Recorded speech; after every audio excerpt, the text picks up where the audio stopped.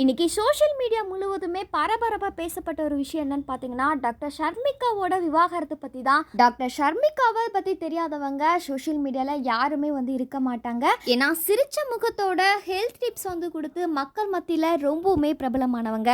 குறிப்பாக இவங்களுக்கு ஃபேன்ஸ் பார்த்தீங்கன்னா ரொம்பவுமே அதிகமாக இருப்பாங்க.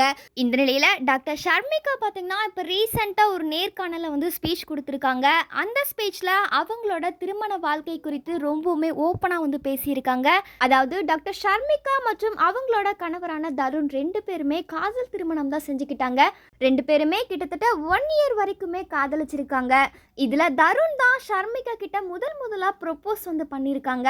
அதுக்கப்புறம் 3 வருஷத்துக்கு அப்புறம் தான் ஷர்மிகா பார்த்தீங்கன்னா தருணுக்கு ஓகே சொல்லியிருக்காங்க. ஆரம்பத்தில் ஷர்மிகாவோட அம்மா இவங்களோட லவ்க்கு ஓகே சொல்லலை.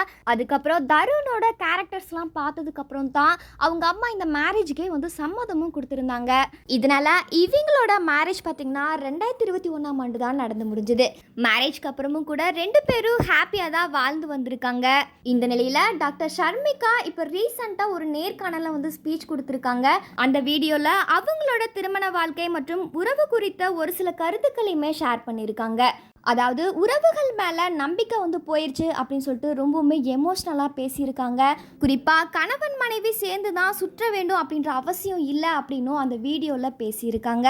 இப்போ இந்த ஒரு விஷயம் பார்த்தீங்கன்னா சோஷியல் மீடியா முழுவதுமே வைரலாகி இருக்கு. இதை பார்த்த ரசிகர்கள் பலருமே இவங்களுக்கு டிவோர்ஸ் ஆயிடுச்சா, இவங்க கணவர்கிட்ட இருந்து பிரிஞ்சு தான் வாழ்ந்துட்டு வராங்களா அப்படின்ற கேள்விகளுமே எழுப்பி வராங்க.